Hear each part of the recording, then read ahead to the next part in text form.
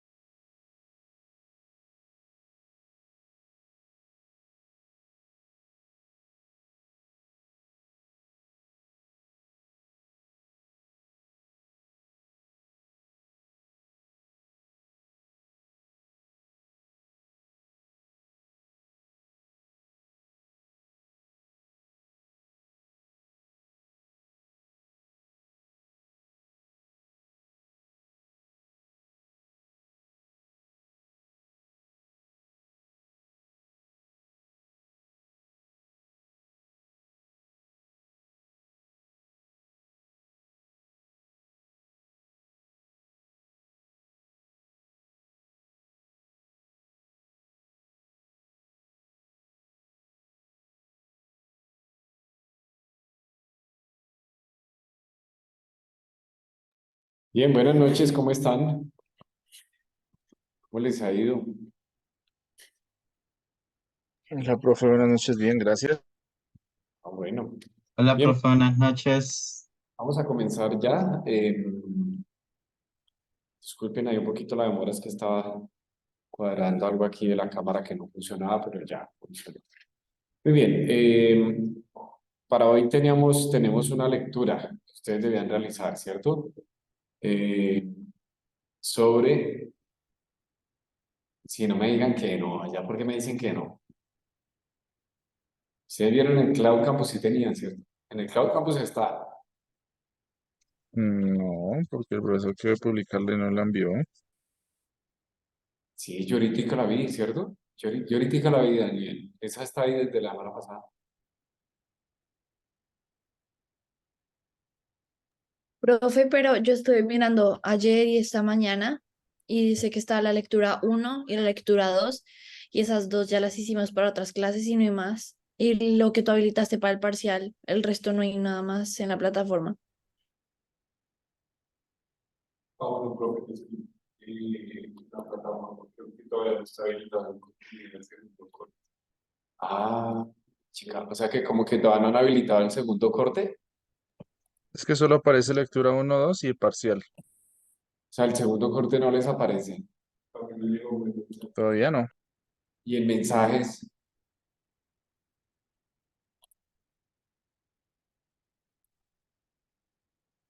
esa yo la subí desde la semana pasada. Miren, les comparto un momentico la pantalla. Que la tarea que nos aparece es la del parcial. Por mensajes, la último mensaje que nos aparece de su merced es la tarea o sea, el parcial. Miren ¿están viendo mi pantalla? Bueno, creo que ustedes la ven diferente, ¿cierto? Pero aquí miren que yo tengo, este es el curso de ustedes. Ustedes ven, el corte uno sale esto, ¿cierto? Ustedes tienen esto y tienen también esto, que es el parcial, ¿cierto? ¿Hasta ahí vamos bien? Eso que ven aquí, ¿sí? ¿Está bien? Ustedes que están allá en casa. ¿Sí? Sí, profe, estamos viendo. Sí, profe, sí. Y aquí en el segundo corte, miren, aquí en el segundo corte dice, esto yo lo subí la semana pasada, esto. Ah, no te sale la lectura, o sea que no le han habilitado eso. Oh, qué cosa. Miren, aquí les había indicado que debían leer esto para hoy poder hablar de eso precisamente. Pero, digamos, a mí particularmente no me aparece. Solo me aparece hasta lectura 2. O sea, no te sale esta parte. ¿Será que? Es que, profe, a nosotros no nos deja entrar. O sea, A sí, mí sí hay tampoco, dos, profe. están esas dos cositas y uno le da clic y no deja, no deja. Debe ser O sea, porque, no se pone azulito como el otro, como el del primer corte. sí, eso es porque no han habilitado todo el segundo corte, ¿cierto? Déjame ver. De hecho, profe, en las calificaciones tampoco aparece, o a mí en lo personal no me aparece tampoco la barrita de las materias ni nada en calificaciones. Aparece como si en este 2023 B no hubieran puesto todavía nada de las materias ni nada. Ah, sí. O sea, ni siquiera lo del primer corte. No, profe, no se ven notas de nada. Aparecen los mensajes de que algunos profesores calificaron, en mi caso, pero no me aparecen las materias ni las calificaciones. Solo a mí me cargan las materias del semestre pasado. Las de A mí este no. igual. Uy. ¿Y ustedes ya comentaron eso a Eduardo? Apenas nos dimos Yo cuenta, sí, profe. profe. Mm. Y a Edinson, y creo que el que maneja eso es él. Bueno, pero el conjunto es Eduardo. Sí, es que uno habla de notas y sale un plan del semestre. Aquí me están mostrando cómo lo ven ustedes. Del semestre uno también.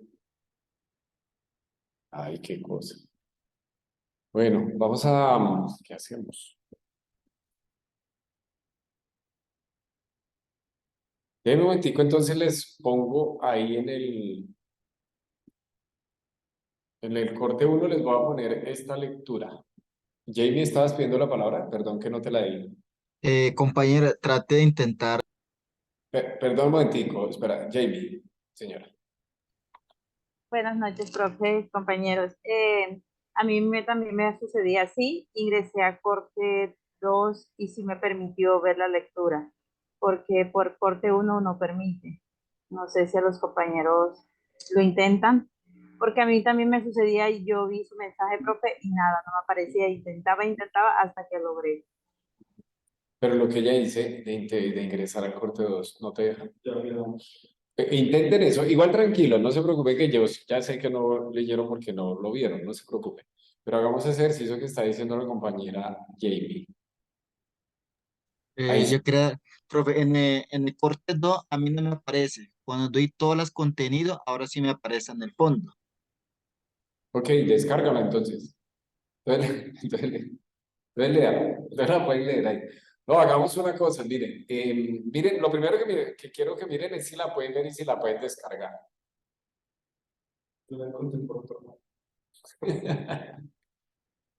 ¿Sí la pueden ver, Ay, Augusto? profe, sí. Es que Sí. antes aparecían todos los contenidos, no Sí, había que profe. seleccionar el corte, pero ahora sí, ya acabo de seleccionar el corte y sí, al fondo aparece de últimas. Ok, no, está muy bien. Lo que digamos que me interesa ahorita es que la puedan descargar. ¿Listo?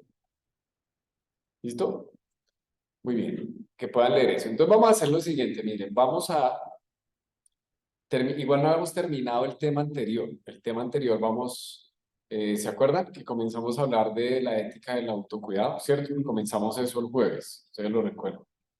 Entonces igual no lo hemos terminado, no hay ningún inconveniente. Entonces vamos a terminar ese tema y ya les indico qué hacemos con el resto. ¿Listo? No se me afanen y no se me estresen. Sin embargo, parece importante, porque lo que veo es que sí está el material, pero ustedes no lo ven como lo veían antes. Si les estoy entendiendo bien, ¿cierto? Porque es que ustedes lo ven diferente a como lo vemos nosotros. Entonces, si les entiendo bien, es que sí está ahí, pero no lo veían porque como ustedes ingresan, no se ve, ¿cierto? ¿Sí es eso? Para yo decir, es que nosotros nos van habilitando contenido como por fechas. Les van habilitando, ok. Pero ya la pudieron descargar todos ustedes allá en casa, ¿sí? Alexander, Sí, ya se las pusimos acá en el chat también. sí, pero de todas maneras me interesa, gracias Daniel, pero me interesa que la puedan descargar, o sea, para que puedan hacer el ejercicio de entrar a la plataforma. No he podido, profe. Ok, y Edward y Henry, Josué, ¿la pueden ver ahí como la ven los demás? Sí, profe, yo ya la puedo Sí, encontrar señor. en Club Campus. Sí, profe, gracias. Sara, Buenas noches, profe. No sé si de pronto Daniel, que es nuestro monitor tecnológico, nos puedas mostrar tu pantalla para mostrarle a los demás cómo descargarlo. ¿puedes, Lo que hacemos es eso. puedes compartir la pantalla? Ya. Gracias, Daniel, gracias, Sara. Miren ahí. Entonces, habitualmente entramos a Cloud Campus, Sí. buscamos la materia Ajá, claro, es que es diferente. y entonces aquí debería aparecernos, pero no carga. Ok, Entonces tenemos que venir a acá, segundo corte, y nos va a cargar ahí sí todo y uno tiene que bajar, bajar, bajar y bajar y esperar aquí y ahí sí aparece. muy bien, muy bien. Es la única forma que deja ver para que aparezca bien la actividad. Gracias, Porque Daniel. Alexander, ¿cómo es la cosa? pues acá, pues inclusive acá en recursos pedagógicos, pero es que, profe, ¿sí ves? Mira, es que este recursos pedagógicos no nos deja seleccionar Sí, señor, ni sí, sí. actividades de aprendizaje, como si estuviera bloqueado. Sí, señor, sí, veo, como si no estuviera todavía habilitado, sí. Sí, en cambio diferente en este corte, si ves que acá sí nos dejaba y nos muestra las lecturas. Es porque todavía no la han habilitado ahí, pero yo entonces voy a comentar eso, ¿listo? Sí, entonces ahí sí uno baja y bien abajo está la lectura. Listo. Igual, como les digo, no se preocupen, porque igual eso lo vamos a abordar con calma ese tema. no hay ningún problema. Gracias. Igual todavía no íbamos a ver eso. Bueno, o sea, no, solamente que yo les preguntaba precisamente para esto, para saber si estamos ahí, en la misma línea.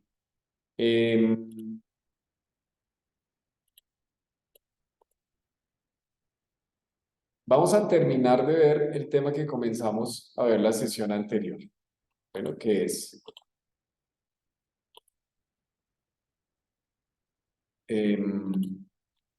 ustedes ahí ven mi pantalla, ¿no es cierto?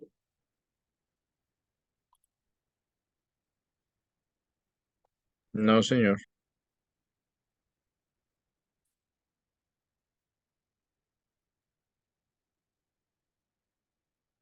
Ahí ya.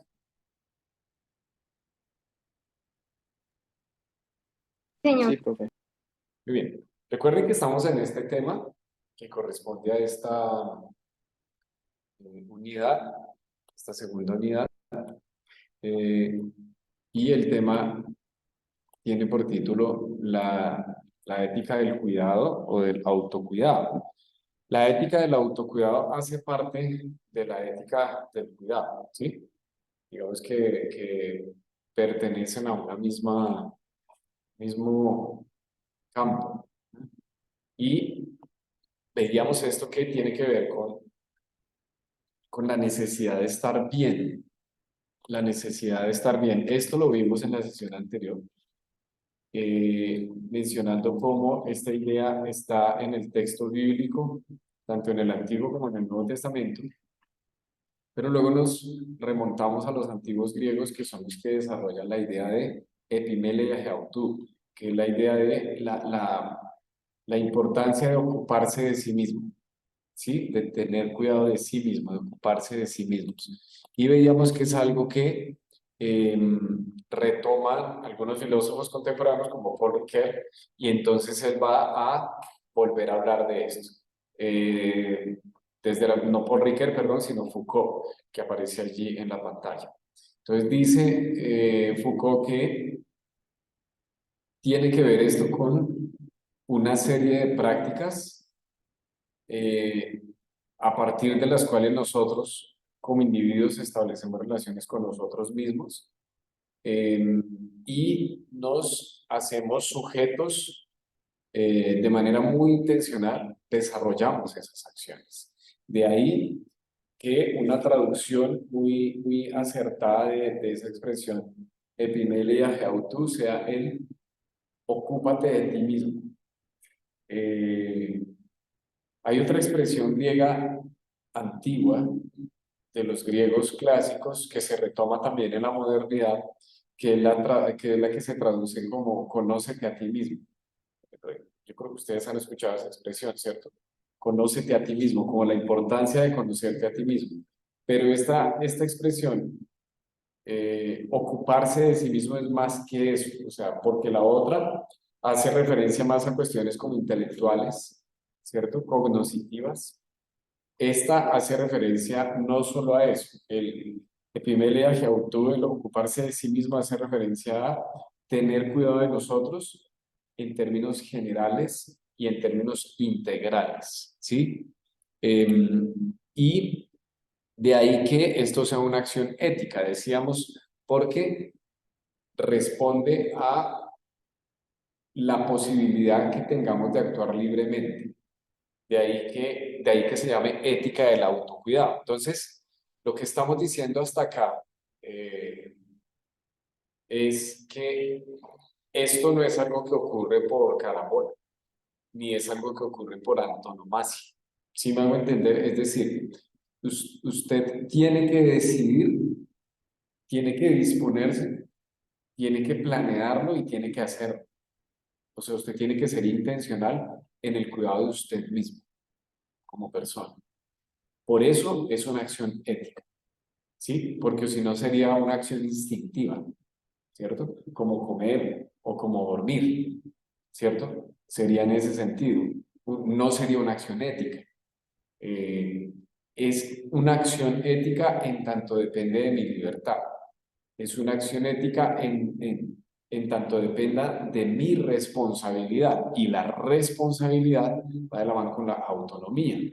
Recuerden ustedes que la expresión autonomía quiere decir ser autos, nomos, quiere decir una regla, nomos, una norma, autos para nosotros mismos, una norma para mí mismo. En la medida en que yo puedo ser norma para mí mismo, entonces en esa medida yo puedo regularme también, o puedo autorregularme también. Entonces de ahí que esto, y esto me parece muy importante porque se tiende a confundir muchas veces y más en este tiempo como con neopositivismo. Sí, no sé si me hago entender con esa expresión, como con de hecho en el libro se va a hablar un poquito de eso.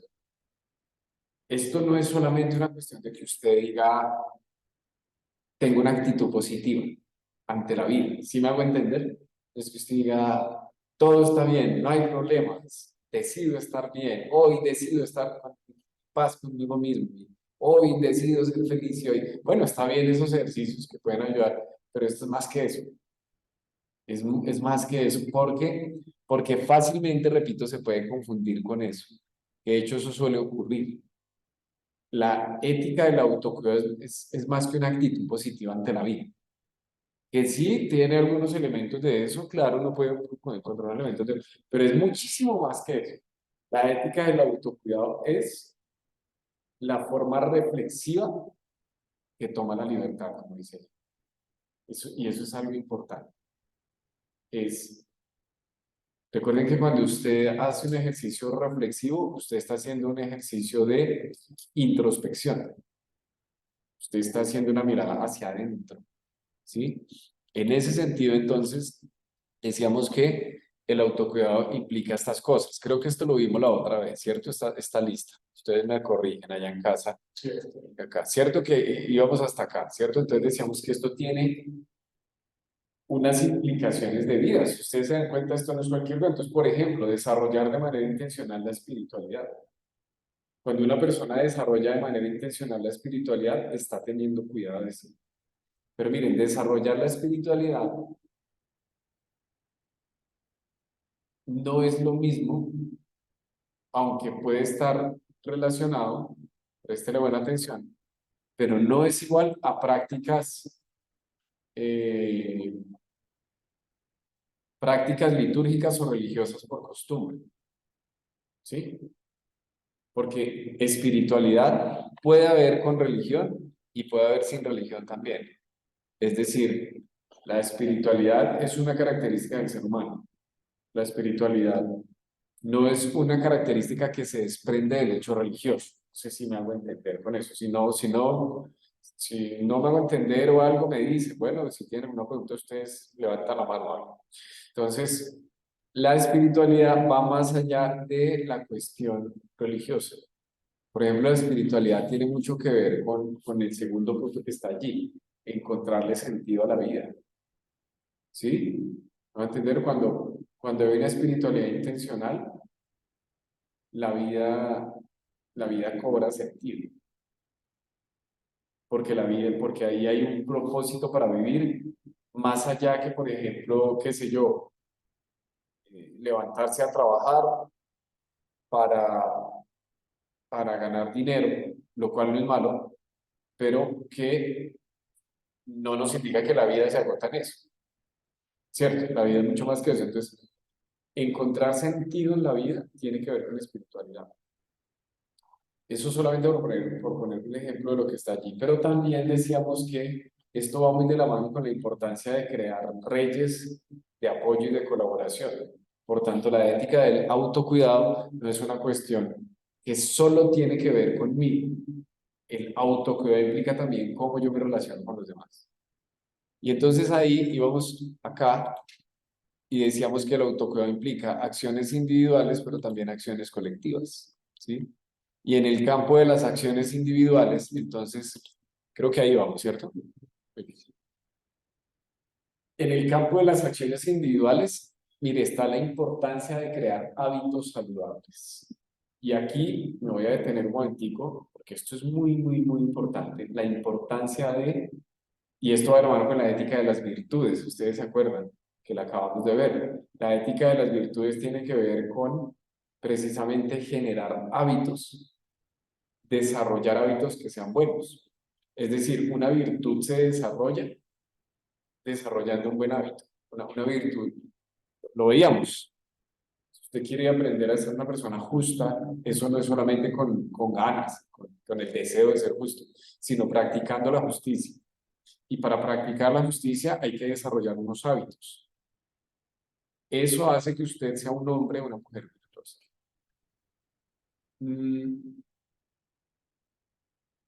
Esto lo vamos a mirar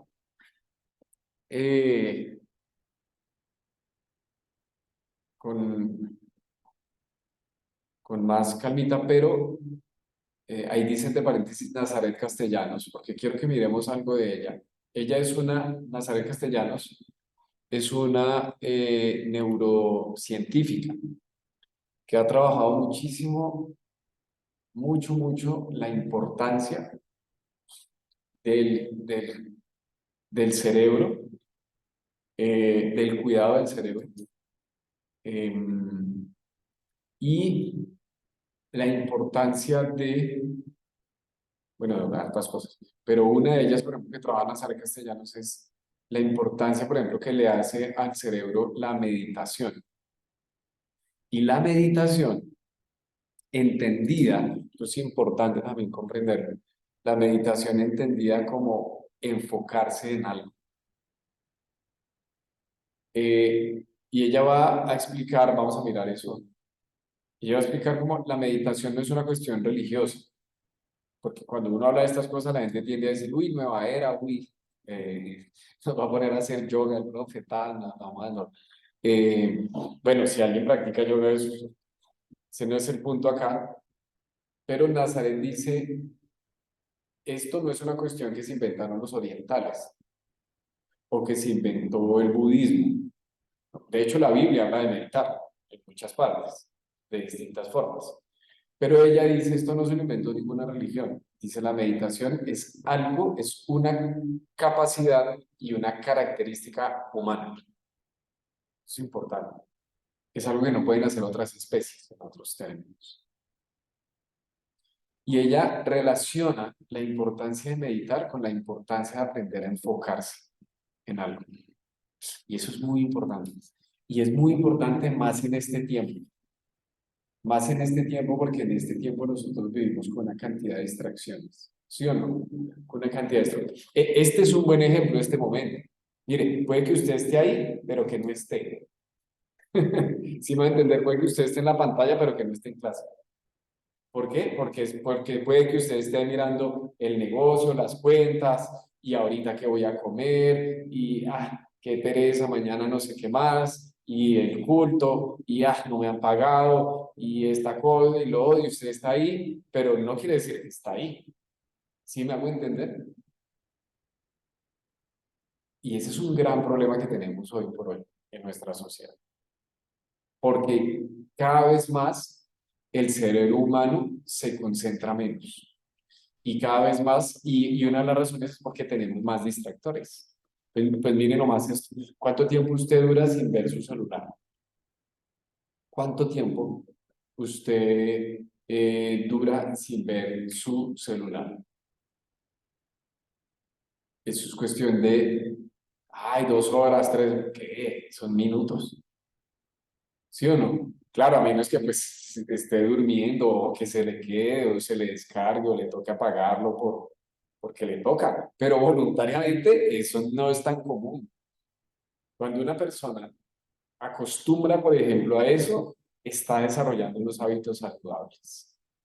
Pero vamos a mirar una parte del video de Nazaret Castellanos. Yo lo tenía para más adelante, pero no hay problema, miremoslo en este momento. Y luego miramos la otra parte. Pero miren, esto a mí me parece bellísimo. Esa mujer, miren, les cuento cómo me la encontré. Me la encontré cuando yo estuve escribiendo el libro en el 2020 en la pandemia, el libro que escribí sobre enfermedad, salud y para qué sirve la espiritualidad en medio de todo eso. Cuando yo estaba escribiendo, o cuando quería escribir ese libro, yo busqué muchos artículos relacionados con espiritualidad. y para qué sirve a nivel de la salud, ¿sí? No artículos teológicos, sino artículos médicos, artículos de neurociencia, artículos de psicología, porque me interesa eso. Y en esa búsqueda es que me encontré a esta Nazaret. Y desde ahí, académicamente, me enamoré de ella, para que no me van a malinterpretar. Desde ese momento la sigo y la leo y la estudio. Qué mujer va a hacer cosas tan tremendas. Y ella, yo no sé si, yo no creo que ella sea cristiana ni nada de eso, pero yo creo que ella aporta unas cosas tan bonitas también a lo que nosotros trabajamos en términos de fe, unas cosas muy lindas. Y repito, ella se ha especializado en explicar la importancia de tener el cerebro sano, saludable.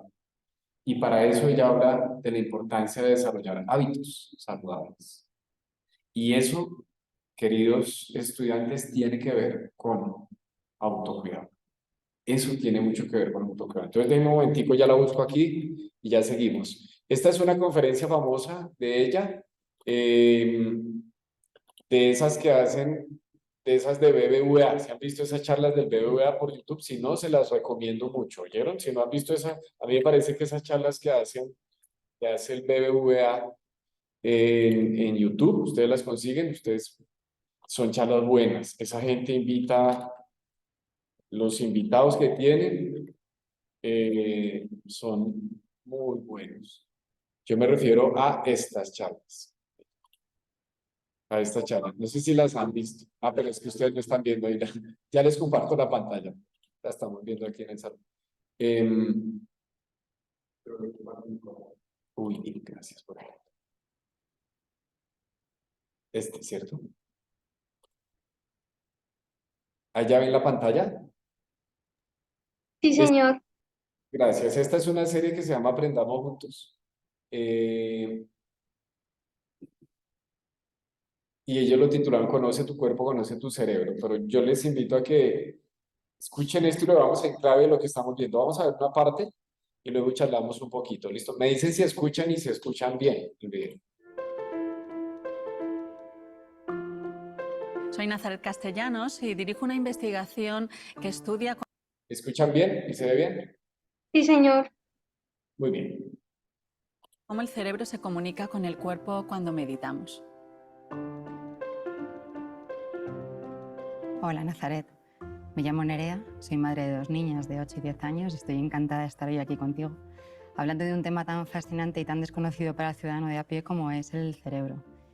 Tú eres física, eres doctora en neurociencia, estás dirigiendo una investigación sobre el cerebro. Yo me muero porque nos expliques cómo es el cerebro y realmente qué es lo que hace.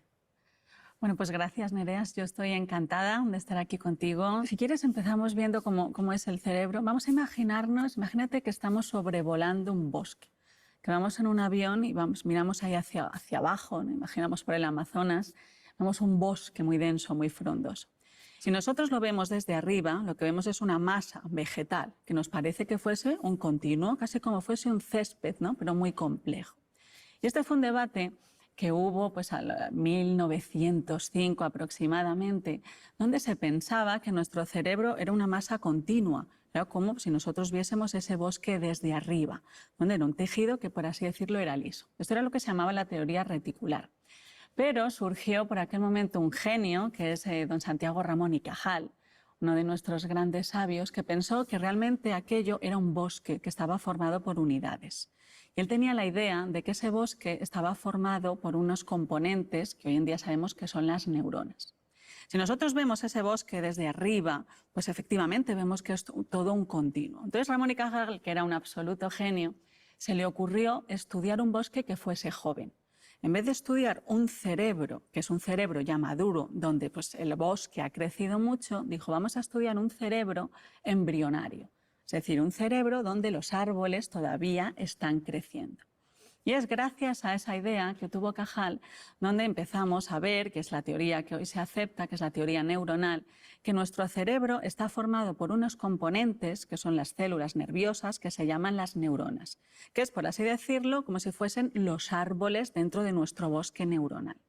Un árbol, igual que una neurona, tiene un cuerpo, que es lo que nosotros llamamos el soma, donde está su componente genética, donde sucede toda su actividad intrínseca, pero al igual que un árbol, nuestras neuronas tienen una copa, ¿vale? Tienen ramas y tienen raíces. Lo importante, que es lo que resaltaba Ramón y Cajal constantemente, es que aunque nuestro cerebro está formado por neuronas, lo fundamental del cerebro es que esas neuronas se comunican entre sí. Nuestras neuronas reciben y mandan información entre ellas. Y gracias a eso es cómo se transmite la información por el cerebro. Nuestras neuronas, que imaginamos otra vez que fuese ese árbol, imagínate, pues ese árbol, el cuerpo neuronal, se va cargando de electricidad. Se va cargando, se va cargando, se va cargando, y cuando ha alcanzado un cierto nivel de electricidad, ¡puff!, emite un disparo eléctrico. Y en ese momento, la neurona, el tronco, el cuerpo neuronal, por sus raíces, como si fuese un cable, transmite la electricidad y se lo transmite a otra neurona. La otra neurona lo recibe por la copa, por las ramas. En el momento en que la electricidad se va propagando por el cable, que son las raíces, la neurona que tiene esa rama, la receptora, de repente recibe un chute de electricidad. Y ese momento, esa unión entre la raíz de la neurona que acaba de disparar y la rama de la neurona receptora, esta posición, esto se llama la sinapsis neuronal. Y aquí sucede una cosa que es muy bonita, y es que cuando la neurona acaba de disparar y se transmite la electricidad por ese cable, en el cable se abren unas compuertas y se liberan unos neurotransmisores, que esas son las bases químicas del pensamiento. Yo siempre digo que son como las cartas que se envían las neuronas entre sí.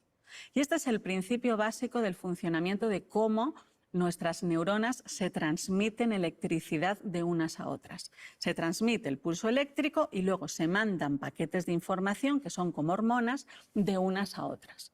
Entonces, para que nosotros podamos hacer algo tan complejo como, por ejemplo, que yo pueda estar contándote esto ahora, que tú me estés escuchando, hay miles de neuronas haciendo esto, comunicándose, mandándose electricidad y mandándose mensajes para coordinar una actividad que es tan importante. No estamos hablando de una neurona, 2 neuronas ni 10 neuronas. Fíjate que nuestro cerebro tiene 86.000 millones de neuronas. Cuando estudiamos qué hace el cerebro cuando estamos haciendo algo, no hablamos de neuronas individuales. Cuando medimos el comportamiento, la neurociencia que estudia el comportamiento, lo que estudia es lo que hacen conjuntos de millones de neuronas. Y es ahí donde ya hablamos de regiones cerebrales. Por ejemplo, te lo enseño en el cerebro. Este cerebro, como os digo, que fijaros, pesa 1 kilo y poco, ¿no? Yo cada vez que lo enseño siempre digo, pero es así de pequeñito. Parece muy pequeño, es lo que te iba a decir. Pues es así de pequeñito. Cuando nosotros estudiamos qué hace el cerebro cuando estamos memorizando, cuando estamos recordando, cuando estamos haciendo cualquier cosa, nosotros ya hablamos de zonas del cerebro. Hablamos siempre de la parte del cerebro que está más involucrada en esa función. Porque hoy en día ya sabemos que el cerebro es un sistema absolutamente en red, conectado. Entonces, lo que es muy bonito ver en todo lo que es la teoría neuronal de la percepción es que cuando a nosotros nos llega información, imagínate, tú ahora me estás escuchando, nuestro cerebro tiene sus receptores de los sentidos, por ejemplo, el oído, la información llega de fuera, los receptores traducen el mundo al lenguaje biológico, que es la electricidad, y a través de sus nervios, ¡puff!, se lo pasan al cerebro. En el cerebro la información sigue un recorrido. Es muy importante saber que nada sucede de forma instantánea, sino que la información, por ejemplo, esas ondas sonoras que a ti te están llegando, una vez que pasan a tu cerebro, a tu cuerpo, van pasando por diferentes estaciones y pasa un tiempo entre que mi palabra ha llegado a tus oídos y tú eres consciente de lo que yo estoy diciendo. Lo primero que pasa es a las zonas más profundas del cerebro. Ahí hay un gran receptor que es el que va distribuyendo la información. Que dice, ¿tú vienes de los oídos? Pues entonces tú eres una información auditiva. ¿Tú vienes de los ojos? Eres una información visual. Entonces lo primero que se hace es reconocer las palabras, la memoria, luego el contenido emocional, luego la expresión que se le da a nuestro cuerpo, cómo reaccionamos ante lo que estamos percibiendo, y luego ya hay ciertas zonas que lo traducen, que lo mandan a la parte superficial del cerebro, que es lo que nosotros llamamos la corteza. Solo cuando la corteza del cerebro está activa, esa información es consciente. ¿Qué significa eso? Que gran parte de nuestro cerebro se dedica a información que no es consciente, de la cual no somos conscientes. Una vez que el cerebro ha pasado por diferentes estaciones donde reconozco la palabra, le doy contenido emocional, veo cómo reacciona el cuerpo, lo traduzco a consciente, integro toda esa información, porque a mí me llega, pues eso, como un puzzle, y al final, todo eso lo integro, lo asocio, hasta que yo soy consciente de lo que estoy viviendo ahora en ese momento. Entonces, fíjate al final cómo es desde esa pequeñita neurona, ¿no?, que va cogiendo información, pasándose electricidad, toda esa carretera de nervios, ¿no?, de raíces y de ramas que se van comunicando entre sí, como todo eso va pasando hasta que al final hay una coordinación de millones y millones y millones de neuronas que hacen posible, pues, que nosotros podamos percibir. Como madre de 2 niñas, muchas veces me preocupa ser capaz de ayudarlas en su gestión emocional, sobre todo para que sus propias emociones no las desborden en la vida, pero es muy complicado porque son niños, no controlan sus reacciones. ¿Cómo crees que podría ayudarlas? Pues mira, yo también tengo una niña, como tú, que tienes 2. Yo tengo una niña y vale, yo había estado estudiando lo que era la neurociencia de las emociones, del bienestar. Y la verdad que en todo el proceso de maternidad he visto que la verdad que no había aprendido mucho. Me enfrenté pues al ver ataques de ira en mí, impaciencia, descontrol, gestionar el cansancio. También pues he sentido un amor que nunca había sentido, he sentido un compromiso, he aprendido mucho, ¿no? Y yo creo que la maternidad o paternidad o el estar con los niños es el episodio de la vida donde más podríamos decir que aprendemos juntos, ¿no? Entonces yo, que sigo, pues me considero aprendiz de mamá porque me equivoco mucho, a mí me gusta mucho un campo de investigación que lidera sobre todo Israel, que habla de lo que es la coherencia fisiológica, ¿no?, donde dice que la transmisión de padres a hijos, y especialmente de la madre a los hijos, va mucho más allá de la palabra o de la expresión, ¿no?, que pues, los sistemas endocrinos están correlacionados, los cerebros, los corazones. Sabes que cuando vemos a nuestros hijos hay una coherencia, una sincronización con nuestros corazones, que eso es muy bonito. Y eso a mí que me llevó a pensar, pues a intentar instaurar o cultivar en mí el cambio que yo querría para mi hija. Entonces, hay muchas técnicas de gestión de las emociones que son muy interesantes y a mí me gusta mucho, en concreto, una que está siendo muy vanguardista en la neurociencia, que es utilizar el cuerpo. ¿Por qué? Porque cuando nosotros, fíjate que hemos dicho antes que el cerebro, cuando a nosotros nos llega la información, por ejemplo, escuchamos algo, no es instantáneo. Yo creo que es instantáneo porque acabo de percibir, acabo de escucharte y creo que acaba de llegar. Pero esa información tarda un tiempo en procesarse en el cerebro. Las cosas no se hacen instantáneamente. Las emociones también tardan un tiempo en prepararse en el cerebro. Pero ¿qué pasa? Que esa preparación, esos potenciales preparatorios, esa preparación de la emoción, se está preparando, se está cocinando una emoción en mí, pero se está cocinando de forma que es no consciente. Entonces, ¿cómo puedo yo saber lo que se está preparando? ¿Cómo puedo saber yo algo, ser consciente de algo que todavía está siendo inconsciente? Pues dentro de todo ese recorrido que va generando las emociones por nuestro cerebro, una de las primeras estaciones por las que pasa la emoción es una estación cerebral que coordina la respuesta del cuerpo. Y la respuesta de mi cuerpo ante esa emoción es anterior al momento consciente en el que yo percibo esa emoción. ¿Vale? Entonces, por esto que se dice, ¿no?, que el cuerpo sabe lo que la mente aún no se ha dado cuenta. Es el marcador somático. Entonces, si nosotros, lo que dice la literatura científica es, si nosotros tenemos consciencia corporal, yo puedo observar en mi cuerpo lo que se está preparando antes de que ya se haya expresado la emoción. Cuando yo tengo esa conciencia, hoy puedo decir, uy, se está preparando una que es mejor a lo mejor que la inhibamos, es mejor que me ponga manos a la obra porque viene una buena. Un ingrediente que yo resaltaría más en la educación es trabajar más con la expresión del propio cuerpo, que desde pequeños los niños aprendan a reconocer las emociones en su cuerpo, que aprendan a tener conciencia corporal. ¿Dónde está la alegría?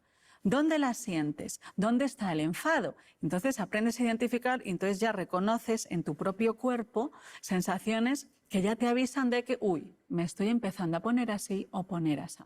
Que el niño aprenda a reconocer su postura, que el niño aprenda a educar su propia postura, que el niño aprenda a relacionarse con su propio cuerpo. Decía William James, no lloro porque estoy triste porque lloro.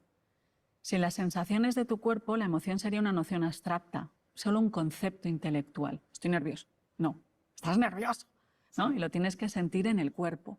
Yo creo que eso, por ejemplo, a mí me encanta, ¿no? Lo que está pasando ahora de toda la neurociencia, que es la neurociencia que engloba todo el cuerpo, porque siempre asociamos todo al cerebro y cuidamos el cerebro, la salud mental, el cerebro, la inteligencia, el cerebro, la emoción, pero se ha visto que si no se comunica con el corazón no percibimos lo que está pasando fuera. Sin la interacción con el intestino, pues no se regula bien todas nuestras propiedades sociales, nuestro comportamiento. Respirar por la nariz acentúa nuestros mecanismos de atención. Nuestro cerebro interpreta constantemente la postura de nuestro cuerpo.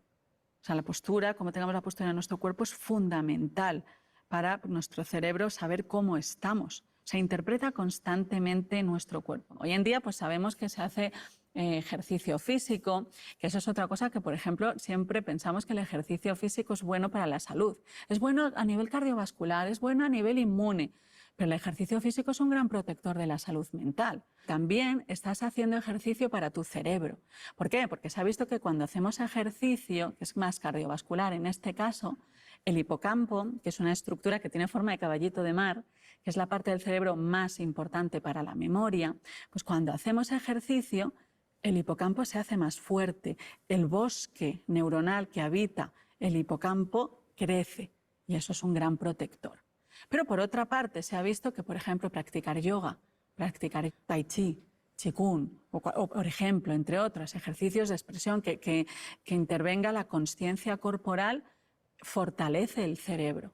Entonces, para mí, yo sería feliz, ¿no?, si en la educación desde pequeñitos, más quisiera yo, ¿no?, que desde pequeñita me hubieran enseñado a reconocer la expresión de mi cuerpo, a cuidar más la postura de mi cuerpo. ¿El cerebro con el que nacemos nos tiene totalmente predeterminados? ¿Es posible trabajar individualmente, de forma consciente, incluso para cambiar tu personalidad, si tú sabes que eres, pues no lo sé, una persona muy tímida y te gustaría ser más extrovertida, o si eres pesimista y quieres ser más optimista? ¿Es posible trabajar a ese respecto? Pues mira, eso es muy bonito porque yo creo que hay que reconocer esa complejidad, hay que reconocer la dificultad. Yo creo que hace daño tratarlo desde un punto de vista superficial y con excesivo optimismo en ese sentido, pero también hay que reconocer que lo podemos hacer y que el cerebro es mucho más agradecido de lo que pensamos. Por ejemplo, se ha visto que cuando empezamos a meditar a los 5 días ya empieza a haber cambios en nuestro cerebro. O sea, que es difícil, pero a la vez es muy agradecido. Ramón y Cajal, que como decíamos, pues es uno de los, o el padre de la neurociencia, me atrevería a decir yo como homenaje a él, pues no solo descubrió cómo es la arquitectura neuronal, sino que él también descubrió algo, ¿no?, que se llama plasticidad cerebral. Hay una frase de él que me parece que sintetiza muy bien lo que él quería expresar. Él dijo: todo hombre puede ser, si se lo propone, escultor de su propio cerebro. En la neurociencia nosotros estudiamos sobre todo cómo es la arcilla de la que está hecha el cerebro, cuáles son sus hábitos, cómo funciona, cómo se transmite la electricidad, cuáles son sus mecanismos. Nuestro cerebro tiene una actividad que es espontánea, ¿no? Y nosotros medimos eso y se llama así la actividad espontánea del cerebro. Eso dota a nuestra mente, o nuestras experiencias, nuestros estados mentales de una capacidad que es involuntaria, que es espontánea. Las cosas surgen muchas veces sin que nosotros lo queramos de forma voluntaria. Pero por otra parte, hoy en día también se está tratando lo que es el escultor. Es esa capacidad que tenemos voluntariamente con nuestra intención, nuestro propósito, como dice pues Fuster, que es otro de nuestros grandes neurocientíficos, como con el propósito, con la intención, nosotros podemos esculpir, podemos cambiar nuestro cerebro. O sea que es un juego al final siempre entre la arcilla y el escultor. Entonces, una de las preguntas, ¿no?, que siempre se hace y que se estudia ahora desde el punto de vista académico es, vale, entonces en ese juego, en ese combate o en ese baile entre la arcilla y el escultor, ¿qué podemos hacer? ¿Cómo podemos hacerlo? Una de las principales propiedades que tiene la arcilla es los hábitos. Cuando nuestro cerebro se acostumbra a algo, es muy difícil sacarle luego de allí. ¿Por qué? Porque de entre todas las opciones que tiene, siempre va a coger aquella a la que está más acostumbrado. Entonces, de todo el abanico de posibilidades que tiene el cerebro, dice, ¿cuál elijo yo? Pues elige aquel abanico, aquella opción que sea más fuerte en el cerebro, es decir, que más veces haya sido utilizada. Los griegos siempre decían, ¿no? Yo no soy como soy, sino como estoy habituado a ser. Y es un poco lo que pasa en el cerebro. Entonces, una de las grandes preguntas, a mí me parece, dentro del campo de la neurociencia, y aquí pues lo lidera principalmente la Universidad de Cambridge, es, vale, el cerebro está habituado a hacer esto, ¿no? Y yo sé que esto, por ejemplo, es perjudicial para mí. Hay un hábito que es perjudicial para mí. Entonces, muchas veces nos centramos en decir, esto no lo tengo que hacer. Pero mientras tú no le digas al cerebro cómo lo tendría que hacer, va a seguir haciéndolo. Es decir, negarle hacerlo de una forma no le da opciones. Intentar inhibir un comportamiento lo refuerza. Esto es impresionante, ¿no? Esto demostró una vez en un estudio que me parece fabuloso. Intenta no hacer, no hagas esto, no pienses, venga, no pienses. Y el cerebro fijándolo. Nuestro cerebro no sabe olvidar. Todos nosotros sabemos cómo aprender, ¿verdad? Hemos estudiado, pues vale, repito una y otra vez 1000 veces y me quedo con ello. Sabemos cómo recordar. Ahora, ¿cómo nos olvidamos? Tú imagínate, por ejemplo, ¿no? Que yo te conozco y te llamas Nerea. Vale, se llama Nerea, se llama Nerea, Nerea, me lo he repetido 3 o 4 veces y me quedo. Y ya, yo trabajo contigo diariamente, imagínate, ya sé que te llamas Nerea y entonces, ¡puf!, va a salir instantáneamente. Y llegas un día y dices, no, ya no me llamo Nerea, ahora me llamo Blanca. Y entonces coge y entonces mi cerebro, cada vez que te vea, al principio, ¿qué va a hacer? Llamarte Nerea. ¿Por qué? Porque ese es el circuito más fuerte. Entonces, nuestro cerebro no sabe olvidar, sabe sustituir.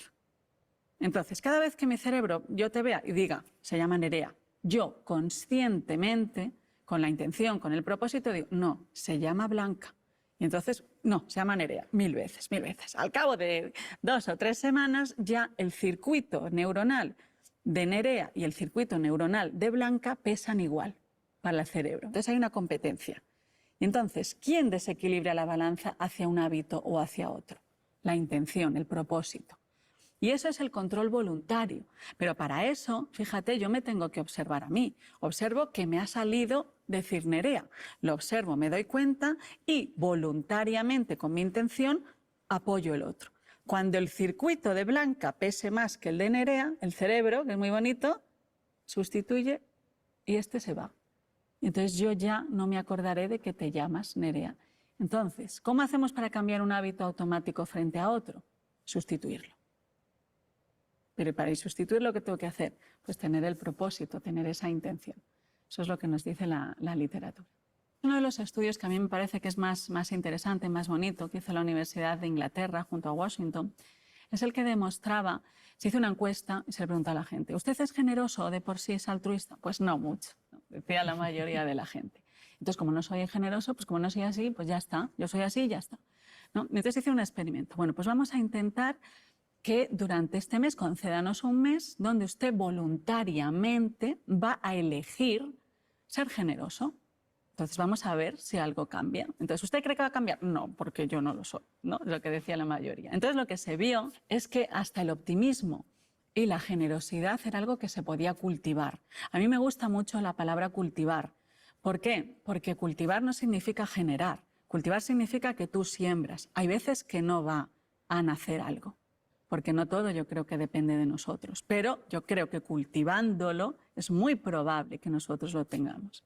Entonces se vio que el optimismo se podía cultivar, que la generosidad se podía cultivar, que las personas que habían elegido voluntariamente ser más generosas durante ese tiempo habían tenido cambios en su cerebro, en ciertas zonas, que correlacionaban con una mejora en su nivel de bienestar. Se sentían más felices. Las personas que habían fomentado el optimismo, pues también habían tenido cambios en una estructura del cerebro, que es la corteza orbitofrontal, que es como la que está por encima de la cuenca de los ojos, que es una zona clave para protegernos de estados de ansiedad. Yo reconozco que hay una sensación que tengo con mucha frecuencia, que es como la sensación de no poder parar, de que... Bien, vamos a hacer ahí, vamos a dejar ahí por hoy el video. Como les decía, quienes llegaron de pronto después de que hice la introducción. ¿De qué está hablando Nazaret Castellanos? Está hablando acerca de la importancia de, pues esto último que estaba mencionando, de cultivar hábitos buenos y hábitos saludables para el cuidado del cerebro. Ella es neurocientífica, es decir, ella no está hablando aquí cuestiones de opiniones en términos filosóficos o en términos incluso teológicos o incluso en términos psicológicos, sino ella está hablando de lo que pasa como tal neuronalmente, químicamente en el cerebro. Y luego vamos a seguir viéndolo en otra parte y viendo algunas cosas más que habla ella, porque esto tiene que ver precisamente con este primer punto que estábamos viendo ahorita de la importancia del cuidado del cerebro, la importancia de desarrollar hábitos saludables.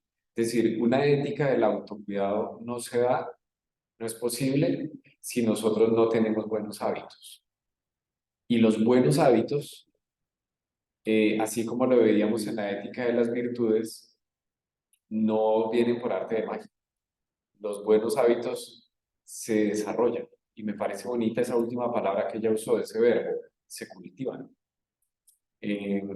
Porque cultivar implica cuidado. Cultivar implica dedicación. Cultivar implica constancia. Pero bueno, quisiera dar unos minutos para algunas observaciones de parte de ustedes, algunas percepciones, algunas opiniones. ¿Qué les pareció? ¿Cómo sienten lo que vieron, lo que escucharon relacionado con el tema que estamos abordando?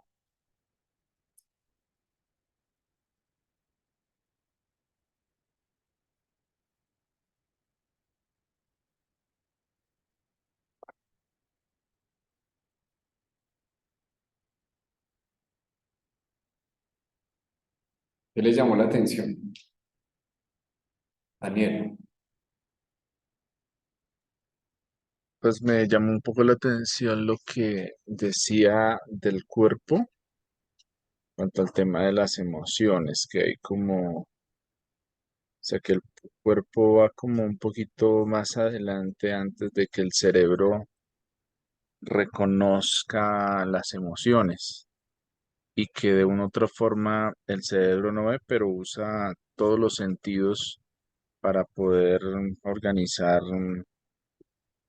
digamos, en cuanto a ese tema emocional y las cosas que nosotros recibimos. Y eso me parece, pues, interesante en la forma en la que lo presenta, porque a veces la forma en la que, digamos, particularmente lo he entendido es que primero uno recibe la información, va al cerebro y ahí se construye, ¿sí?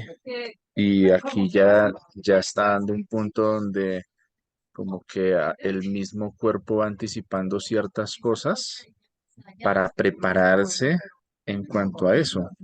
Y eso es, no sé, como que perdón lo peliculero, pero es como que el cuerpo va, digamos, un poquito más al futuro de muchas cosas que que pasan en un momento, eh, digamos, de la interacción que nosotros podemos tener. Y también me llamaba un poco la atención la forma en la que hablaba sobre cómo vamos construyendo el pensamiento aún a la hora de nosotros ir interactuando y ir hablando. Que aquí mientras yo estoy hablando, pues mi cerebro están pasando muchas cosas tan rápido que se van construyendo textos, se va organizando la información para que yo transmita ideas claras, ¿sí? Y va utilizando todo lo que necesita la lengua, la voz, la intención, todo lo va acomodando de tal forma que yo pueda expresarme frente a las demás personas y me puedan las demás personas también entender. Entonces, pues me parece interesante y aparte, de pronto un poco el tema, digamos que a veces para uno, por el entorno en el que uno se ha desenvuelto, escuchar este tipo de cosas a veces es de pronto, porque uno tiene siempre la mirada como todo con la Biblia, ¿no? ¿Y esto qué cosa tiene esto que la Biblia lo respalde o cómo lo respalda? Y a veces es importante algo que he tenido que practicar últimamente mucho y es como uno quitarse un poco de eso que uno tiene, como esas cosas ese ropaje que aprendíamos en otra clase, para poder aprender y darse la oportunidad de entender las cosas antes de juzgarlas simplemente porque no tiene un sustento bíblico y porque no está diciendo que Dios así nos creó. Gracias, Daniel. Varias cosas interesantes mencionas. Y sí, ella va a desarrollar más adelante algo. Ella mencionó ahí la relación entre tres cosas. El cerebro, claro, las emociones. También ella mencionó el intestino. Y ella después va a hablar de eso. Y eso es bien interesante, porque nosotros, mire, y hay una relación tremenda entre lo que nosotros comemos, en cómo manejamos nuestras emociones, en cómo nos sentimos y en qué pensamos. Y eso, ahora con lo último que dices, Daniel, yo creo que todas las cosas que ella dijo, ninguna va en contra de lo que enseña el texto bíblico, porque todas ellas uno de una manera le encuentra mucho sustento. Yo creo que los hebreos están más cerca de ese pensamiento que nosotros, porque nosotros hemos desligado eso, nosotros tenemos una mirada muy griega occidental, ¿no? Muy intelectual, muy cerebro, muy cognitiva, pero el hebreo, por eso el hebreo le dice a Dios que lo ama y lo adora con los riñones, por ejemplo, porque ellos no hacen esa, de verdad, no, claro, ustedes dirán, es un lenguaje poético, es claro, pero ellos no hacen esa distinción que nosotros hacemos, cuerpo, alma, espíritu, todo ese poco de cosas. Y lo que está diciendo ella aquí es que hay una relación tremenda entre todo eso. Y miren, díganlo si no, ustedes, hay dolores que uno en su cuerpo ya identifica que tienen que ver con algún tipo de estrés, por ejemplo. Entonces uno dice, mira, a mí me da tal cosa cuando me da estrés. A mí me da, son ejemplos, no sé, qué sé yo, migraña. Otro dice, a mí me da gastritis. Otro dice, y a mí me duele el estómago. A mí me da no sé qué más cosas. Es decir, esa relación entre el dolor del cuerpo con, con, con una emoción, con un pensamiento, con una preocupación, eso no es porque sí. Y por eso la ciencia moderna, la medicina moderna, usa una expresión en términos hablando, por ejemplo, de enfermedades, habla de enfermedades psicosomáticas. ¿Y qué son las enfermedades psicosomáticas? Es esto. ¿Cuál es qué dice el médico casi que en toda enfermedad? ¿Uno qué le dice el médico? Aparte de mencionarle tomar tal medicamento, aplicarse tal cosa, tal, le dice, hey, maneje el estrés, ¿no? Casi que para todo, ¿no? No nos dice eso.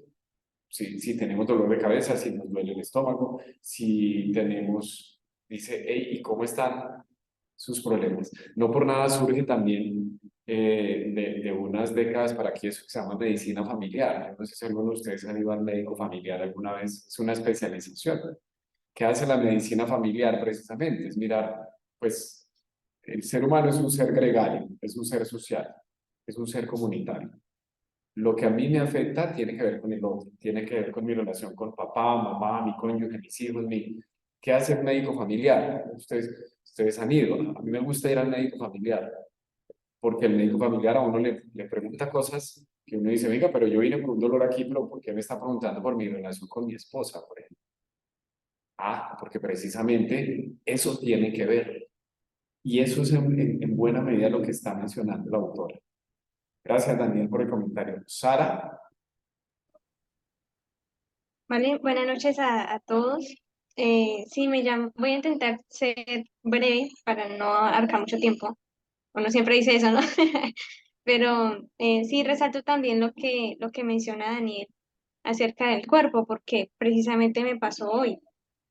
Y es que últimamente he estado eh, tomando un nuevo hábito, ayudando a un nuevo emprendimiento de una hermana de la iglesia, trabajar con ella, que es básicamente pintar uñas, hacerles dibujitos, florecitas, y eso parece muy sencillo, pero no lo es, porque ya me di cuenta en estos días que no es sencillo uno hacer una florecita en una uña.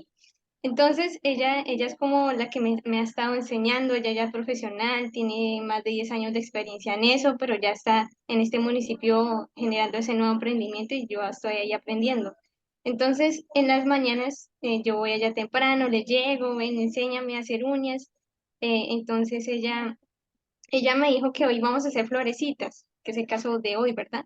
Y sin mentirles, o sea, pregúntenle, eh, que yo estuve ahí sentada más de 2 horas intentando hacer una florecita y no me salía. Ninguna técnica como de las 5 que me dijo me salía. Entonces, claro, uno estar sentado ahí mirando, pintando y nada, y borre y vuelva a empezar, y borre y vuelva a empezar muchísimas veces. Entonces, yo empecé a hacer como a suspirar. Entonces ella me dijo, no te me frustres, tranquila, todo va a estar bien. Y yo dentro de mí, yo estoy frustrada, no, yo soy una persona cristiana, yo soy paciente, yo, ¿cómo no voy a poder con esta florecita? Entonces yo empecé así como a suspirar y ella me dijo eso, pero yo no había reconocido que yo me estaba sintiendo así si ella no me lo dice. O sea, yo estaba pensando en otra cosa, pero ella me dijo que yo me sentía así y yo no había identificado eso si no es porque ella me lo dice, porque yo estoy suspirando y suspiro. Ya cuando ella me dice no te frustres, entonces yo digo, ¿será que estoy frustrada dentro de mí? Entonces sigo pintando las uñas y yo digo, sí, yo estoy frustrada. Entonces ya empiezo a llorar y ella, no, tranquila, ¿qué pasó? Te regañé. Y yo, no es eso, es que no me están saliendo las cosas bien. Entonces, ahora, a mí no me da pena llorar, o sea, como que uno se siente así y creo que el segundo punto a lo que voy es que el mismo cuerpo se autorregula. O sea, como que ya hay tanta presión que uno, no sé si explota, pero sí el cuerpo intenta nivelarse. Entonces el hecho de que uno haya llorado, uno ya después se va a sentir mejor. Y a lo tercero que voy es que nosotros como, no sé si sociedad o como cristianos o no sé, como personas tal vez, pensamos que hay emociones buenas y emociones malas. Entonces las emociones malas no las tengo que sentir. Entonces yo no debo estar triste, yo no debo estar bravo, yo no debo estar frustrado, ansioso. ¿Por qué? Pues porque la Biblia me dice que hay que estar felices siempre, que tranquilo, que todo va a estar bien, que el Señor está de mi lado, que no tengo, pues sí. Entonces uno a veces interpreta eso como que uno siempre tiene que vivir las emociones buenas, siempre. Entonces, en esa parte estamos como que fallando también, pero veo en la Biblia que dice que debemos llorar con los que lloran y reír con los que ríen, ¿verdad? Entonces, eso significa que debemos estar en constante aprendizaje también, de ponernos en el lugar del otro. Si esa persona está triste, la idea no es decirle, no estés triste, ya está feliz ahora, como como si estar triste no fuera parte del ser humano, o como si fuera triste, si uno estar triste o estar incluso enojado fuera del todo malo, ¿verdad? Porque hasta Dios se enoja, o sea, Dios se enojó, ¿verdad? Y varias veces la Biblia lo dice, porque Dios también en su corazón se pone triste y no por eso deja de ser Dios y deja de ser bueno. Entonces, como que eso quería resaltar también de este punto y bueno, gracias por escucharme. Gracias, Sara. Sí, es así. En los años 90 para acá se desarrolló en psicología lo que se llama inteligencia emocional. Seguramente ustedes han escuchado, han leído. Hay un buen libro, de hecho, que se llama así, ¿no? Sobre la inteligencia emocional, se lo recomiendo mucho, que habla de eso. Creo que el apellido se me va ahorita el nombre, se los debo, pero se los recomiendo, porque habla de cómo nosotros también debemos aprender a gestionar nuestras emociones, ¿no? De los 90 estoy hablando en términos académicos, de los 90 para acá, ya las emociones se ven de una manera diferente. Pero otra vez, la Biblia ya ha hablado de esto antes. Y como bien dice Sara, no hay emociones buenas y malas. La tristeza no es mala. La tristeza es una emoción que existe. Dios nos da también esa posibilidad de... Pero otra vez, es aprender a gestionar. Hay una película buenísima que se llama Intensamente, yo no sé si ustedes la vieron. Es una película que habla de esto, de las emociones. Es del 2000, no sé, 14, 15, 16 esta película. No sé si la han visto, es una buena película.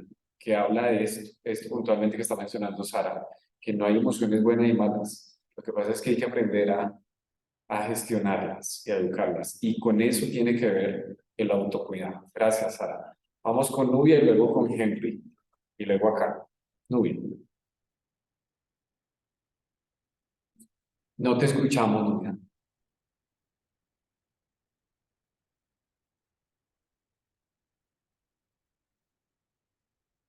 No, señora. ¿Y me escuchan? No. Ay, no. Si quieres, como que mira a ver si le desconectas, si lo dejas conectar. A ver, mientras tanto escuchemos a Henry. Henry. Sí, señor, gracias. ¿Me escuchan? Sí, señor. Bueno, muy interesante el video, la verdad sí me llamó la atención. Digamos que había escuchado pues algo sobre lo que ella comentaba, pero no desde ese punto de vista. Básicamente me llamaron la atención tres cositas. La primera, perdón, que ella menciona que el cerebro es como ese procesador y la verdad no lo había visto así. Ella, por ejemplo, decía cómo el cerebro recibe señales, por ejemplo, emocionales, si es algo que de pronto implique tristeza, de una vez, cómo nuestra parte física refleja esa tristeza, si es algo de felicidad, cómo nuestra cara proyecta felicidad, es como ese procesador que recibe y de una vez va como acentuando de acuerdo a nuestros sentidos. Muy interesante. Otro aspecto que también me llamó la atención es que el cerebro trabaja a milésimas de segundo. Por un momento yo me ponía a pensar lo aburrido que sería tener un diálogo con percibiendo nuestro cerebro lento en procesar la información. O sea, sería algo muy aburridísimo. Entonces me llama la atención también eso, cómo el cerebro recibe información y agiliza de tal manera que pues se vuelve dinámica una conversación. O sea, eso me parece espectacular. Y lo otro es que también me llamó la atención es que ella dice que el cerebro no olvida, sino que sustituye o reemplaza. Que el cerebro nunca aprende a olvidar. Y tiene la razón. La forma de reemplazar quizá esos malos hábitos precisamente es por otro. Entonces, pues esas tres cositas muy puntuales me llamaron la atención. Gracias. Gracias por sus observaciones. Usted destaca unas cosas también que a mí me parecen muy importantes del video. Eso último que mencionó es bellísimo. El cerebro no olvida, el cerebro sustituye. Y miren que ahí conectamos eso con lo que hablamos de la ética de las virtudes. Un mal hábito no se cambia solamente con uno decir, ya no voy a fumar más, ya no voy a decir más groserías, voy a dejar de ser tacaño. Miren el ejemplo que ella puso, y otra vez es que me gusta porque ella habla desde la ciencia. Y menciona dos conceptos que son un concepto muy cristiano. El ser generosos, por ejemplo. El ser generoso, la generosidad es un valor cristiano. Hablando en términos de ética, la generosidad es un valor cristiano. La tacañería es lo contrario a la generosidad. Y ella dice, hay gente que dice, yo soy así. Y así sí que se encuentra una gente, no, yo no voy a cambiar porque yo soy así. No solo con ser generoso, sino como es en la vida. Que sea grosero al contestar, que no sepa manejar un conflicto, que sea cierto. Y es que yo soy así, así de malas. Así usted me conoció, así me aguanta. Eso pasa mucho en las relaciones de pareja. No. Mire que ella dijo ahorita, no. Y ella dice, sí se puede cambiar. Y mire que ella dijo hay algo bonito, es que lo que pasa es que yo lo he visto ya tal vez, por eso es que tengo todo el detalle. Pero ella dice, ella a pesar de que habla mucho de nosotros, ella dice, yo creo que no todo depende de nosotros también, dice, habrá cosas que, y uno dice, habrá cosas que dependen, que obviamente Dios hace en uno también, ¿no? Que Dios obra, pero en lo que dependa de uno, en lo que dependa de uno, sustituya un mal hábito por medio de un buen hábito. Lo que decían los griegos, si usted quiere aprender a ser generoso, ¿cómo es? Sea generoso. O sea, es haciéndolo. Se aprende es haciéndolo. Ya te funciona el sonido, Nubia. Mientras tanto, le damos la palabra aquí a Sebastián en el salón. Gracias, profe. Algo que me dejó pensando mucho fue el trabajo como inconsciente que tiene el cerebro. ¿Sí? Creo que es más ese trabajo inconsciente o ya predispuesto que tiene el cerebro. Y que responde como al entorno, a reacciones químicas, bueno, ya hablo de diferentes cosas, y que pues de cierta forma no podemos controlar directamente, ¿no?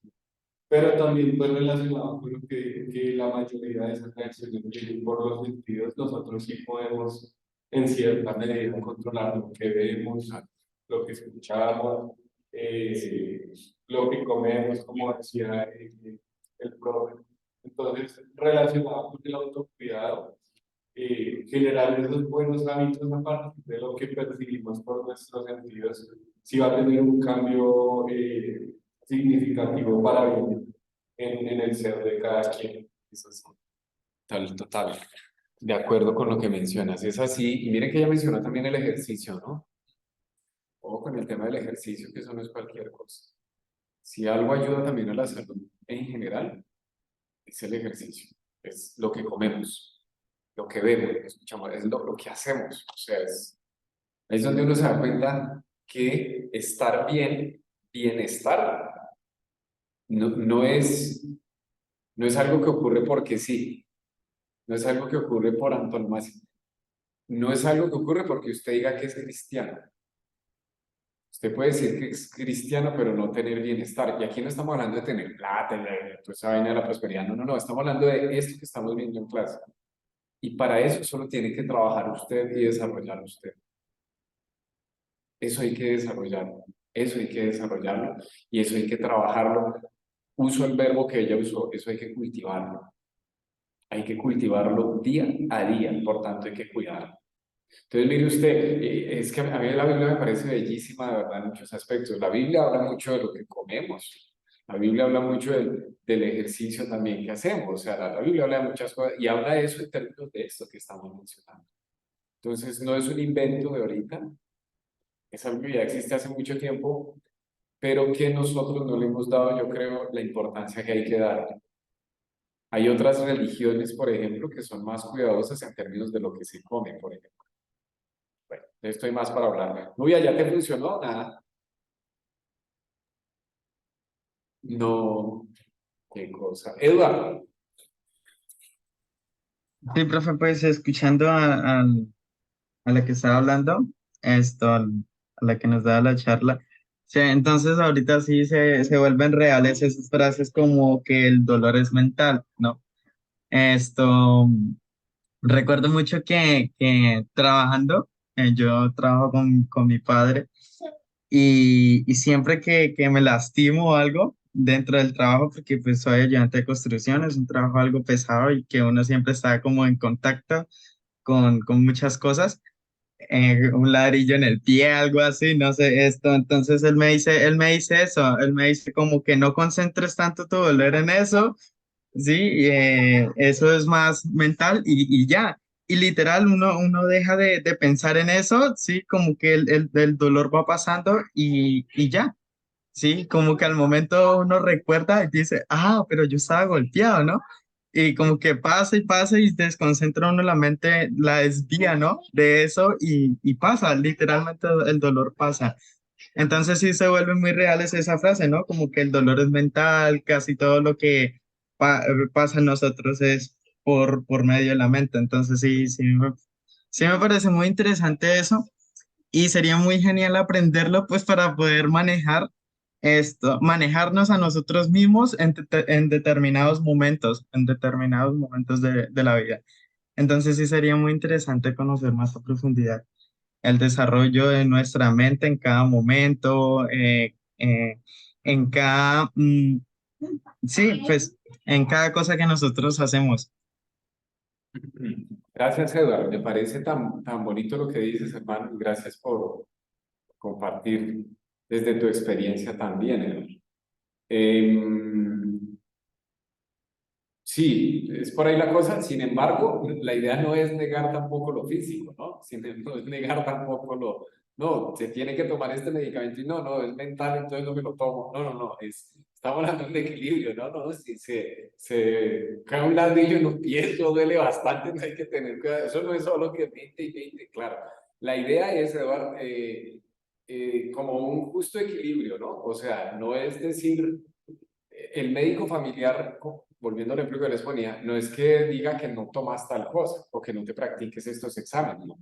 Solamente que es más que eso, es mucho más que eso. Entonces, si es una mirada donde hay que tratar de ser más integrales, Eduardo. Nosotros somos mente, el texto bíblico lo dice, nosotros somos nous, dice el Nuevo Testamento, la nous, eso es mente, ¿no? Pero también dice que somos physis, y physis es el cuerpo, ¿cierto? Dice que somos soma, y soma también es cuerpo. Dice que somos nefesh, nefesh es alma. Dice que somos neuma, neuma es espíritu. Y así la lista sigue y sigue y sigue y sigue. Es decir, todo eso somos.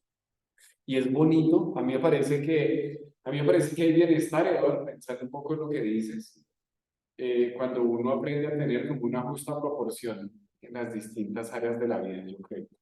Creo que eso es algo bueno, es en ese sentido. Gracias, Eduardo, por lo que dices. Y vamos con María José. Profe, yo mientras escuchaba el video podría decir que pensaba mucho en cómo seres humanos nos cuesta muchísimo entendernos a nosotros mismos. Y a veces como cristianos terminamos entendiendo mejor a los demás y podemos aconsejar a muchas personas en muchas situaciones, pero cuando se trata de nosotros no nos entendemos, no sabemos, por ejemplo, cuando hablaba Sara acerca de me estoy sintiendo frustrada y nos pasa.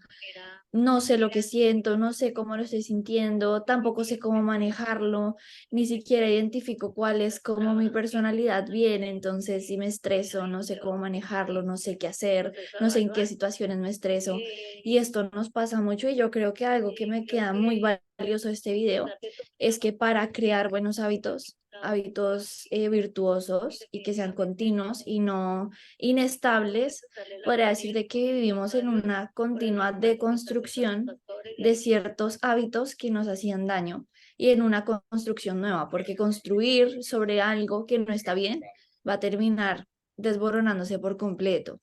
Entonces creo que para entendernos, si es necesario lo que tú decías, que me pareció súper valioso de que andamos en un continuo ejercicio reflexivo, y eso nos permite, pues lo que tú decías de esa espiritualidad intencional para realmente entendernos como seres humanos y no solamente como hijos de Dios, porque si les preguntáramos ahorita a cada uno de los que estamos aquí, ¿tú quién eres? Hijo de Dios, esto, lo otro, pero si como persona normal te dijeran quién eres, aparte de tu carrera o de mamá, papá, hijo, lo que sea, quiénes somos y entenderse es súper, súper difícil, es una cuestión que uno dice, "Ay, pero qué pregunta tan fácil", pero no es difícil. Y también estamos en un proceso de deconstrucción y en una nueva construcción continua y creo que pues eso me queda del video. Bien, María José, muchas gracias por lo que dices. Y es así, continuamente nos estamos deconstruyendo. Y es muy cierto que nosotros tendemos a espiritualizar o a ponerle cosas religiosas a muchas vainas. ¿Sí? Lo que mencionaba también Sara ahora, ¿no? De hecho, así yo me acuerdo que había una canción que cantábamos cuando niño que decía, el cristiano no puede estar enojado. Y era el coro de la canción. Decía, y el cristiano no puede estar enojado. Y era como un merengue. Y entonces decía, enojado. Entonces, claro, está bien, sí, no estoy diciendo que tú hay que estar bravo a toda hora, entonces, no, pero otra vez, somos seres humanos. Jesús se enojó. Sara en sus ejemplos decía a Dios. Claro, yo pongo a Jesús lloró, Jesús se frustró también. Jesús, mejor dicho, por todo, si hay un ser humano quien experimentó todas esas cosas fue Jesús. Pero a Jesús, infortunadamente, muchas veces lo hemos deshumanizado y lo hemos vuelto un Jesús muy gnóstico. El gnosticismo rechaza lo corpóreo, material, y eso va en contra de lo que dice Juan, el Evangelio de Juan capítulo 1, que el logos, la palabra, se hizo carne, se materializó, ¿cierto? Y vino y vivió entre nosotros, y tomó cuerpo, soma, humano. De esto vamos a seguir hablando. Allí Nubia escribió algo y lo voy a leer, Nubia, porque yo sé que tú tendrías cosas muy bonitas para decir, pero no te salió el sonido. Dice, el optimismo y la generosidad se cultivan, hábitos saludables. La intención, propósito sustituye el hábito. Eso hay que hacerlo, hay que desarrollarlo y hay que ser intencionales en eso. No viene de un momento para otro, muy bien, como tú dices, debe haber intención en, y otra vez, intención entendida como cambio, como acción, ¿sí? Es decir, esto se aprende deshaciéndolo. Entonces usted dice, no, yo no soy buena para trotar. Yo troto 1 cuadra, 2 cuadras, 1 kilómetro y ya estoy con la lengua afuera. Pero empieza. Si no empiezas, el organismo, el corazón, el cerebro, el sistema respiratorio no se va a ir ajustando a lo que es precisamente ese ritmo cardiovascular hasta que no empiece a hacerse. Eso no es solamente de tener ganas, de echarle ganas, de tener buena actitud. Claro, eso es muy importante. Pero, como dicen por ahí los deportistas de alto rendimiento, a eso se llega no por estar uno siempre motivado, porque la mayoría de las veces uno no está motivado y no tiene ganas. Eso lo dicen, entre otros Mike Tyson es lo que dice, ¿no? Mike Tyson dice, la disciplina es hacer las cosas que hay que hacer aun cuando no las quiera hacer. Y eso dicen muchos los deportistas de alto rendimiento y toda esta gente. Otra vez, usted mañana tiene que hacer ejercicio a las 5 de la mañana, usted no hay ganas. No hay ánimo, no hay motivación, hay sueño, hay pereza, pero de eso se trata el hábito, es decir, lo voy a hacer así no tenga las ganas. Vamos a seguir hablando de esto, ¿listo? Este tema, como yo les dije, a mí me gusta mucho, por eso le dedico más tiempo a eso, no se preocupen que vamos a tener varias sesiones. Miren, vamos a hacer algo que se me ocurrió ahorita mientras veamos el video. Es que tenemos una lectura para hacer, Nubia. Y María Fernanda, que ustedes llevarán ahí despuesito. Entonces, esa lectura van a hacerla mañana y aprovechamos que mañana voy a Colombia. Entonces mientras yo veo el partido, ustedes leen. No mentiras, vamos a hacer algo y es que, no, pero sí, si quieren leer adelante, no, pero tomemos ese tiempo de mañana para leer. Porque son 3 capítulos los que tienen que leer, si ustedes se acuerdan. El libro es pequeño, no tienen que leer todo el libro. Solamente son 3 capítulos, ¿estamos? Bueno, está muy bien, porque el libro es sencillo, pero solo son 3 capítulos, léanse. ¿Listo? Tomemos el tiempo para mañana. Mientras tanto, no, pero tomemos sinónimo, porque usted puede decir, no, ahorita qué hora ya me va a acostar, mañana me toca trabajar. Bueno, entonces tome el tiempo de la clase, 45 minutos, ¿vale? Y de hoy en 8 terminamos con esta presentación. Lo que pasa es que ahí sigue precisamente el tema de la sociedad del cansancio de Byung-Chul Han. Pero yo quiero que ustedes primero lean antes de yo exponerles el texto. ¿Listo? Entonces hacemos eso y seguimos en 8. La otra semana, no la que viene, sino la después, vamos a tener un invitado, precisamente, que nos va a estar hablando de, miren, retomando lo que decía Sara, lo que mencionó también María José, lo que mencionaban otros. Tengamos cuidado con meterle discursos religiosos a estas cosas. Cada vez más hay más pastores y pastoras que se suicidan. Y eso tiene que ver con esto que estamos hablando. Eso tiene que ver con esto que estamos hablando. El suicidio no solamente ha aumentado a nivel de la población en general, también hay ya muchos casos documentados de pastores y pastoras que llegan a suicidarse. ¿Por qué? Porque precisamente como ocurre con muchas personas, no han comprendido la importancia de esto que estamos hablando, de cuidar de nosotros mismos. Si algo a ustedes les queda de esta clase, yo quisiera que les quedara eso.